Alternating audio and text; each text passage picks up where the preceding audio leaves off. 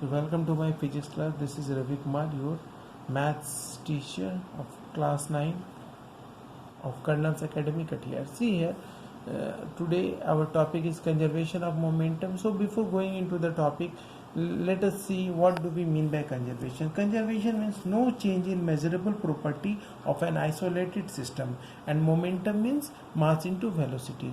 So here you can see, if a group of bodies are exerting force on each other, that is interacting with one another, their total momentum remains same before and after interaction or collision if no external force act on them.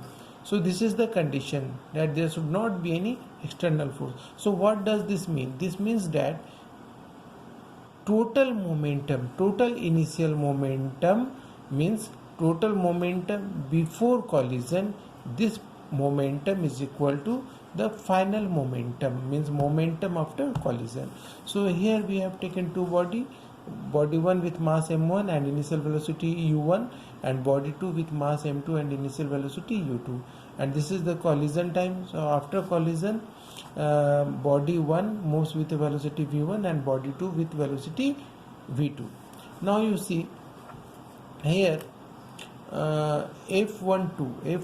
means force exerted by 1 on 2, and from Newton's second law we know that the force is, how force is measured, it is equal to the rate of change of momentum. So can I say force exerted by body 1 on 2 is equal to the rate of change of momentum of body 1.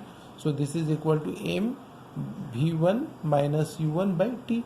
Numerator is the change in momentum, and if I divide change in momentum by t, it is equal to rate of change of momentum. So the force exerted by 1 on 2 is equal to rate of change of momentum of body 1. Similarly, F21 is equal to rate of change of momentum of body 2, and this is equal to m2 v2 minus u2 by t.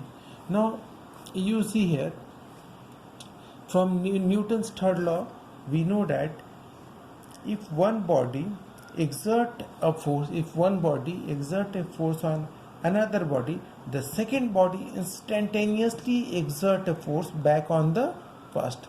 The second body will instantaneously exert a force back on the first body, and these two forces are always equal in magnitude. As you can see here, F12 is equal to F21, but they are opposite in direction. So opposite means minus sign. Okay, so if you put the value of F12 and F21 here, we shall get m1 u1 plus m2 u2 equal to m1 v1 plus m2 v2. So this is the left hand side expression, represents initial momentum, and this one is the final momentum. So this is all about the law of conservation of momentum. One more thing I would like to share with you. See here, all the conservation law, that is the conservation of momentum or conservation of energy or whatever conservation we are talking about, these are the fundamental law in physics. Why they are called, there are altogether 14 fundamental law, but why they are called fundamental law? Because these laws are based on observation and experiment. Okay, and this law cannot be proved, but it can be verified. Okay, and the law of conservation of momentum has been deduced from large number of observation and experiment.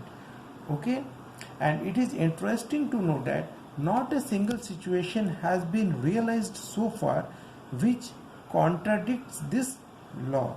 Okay, so with this I am stopping here now. Thank you, class.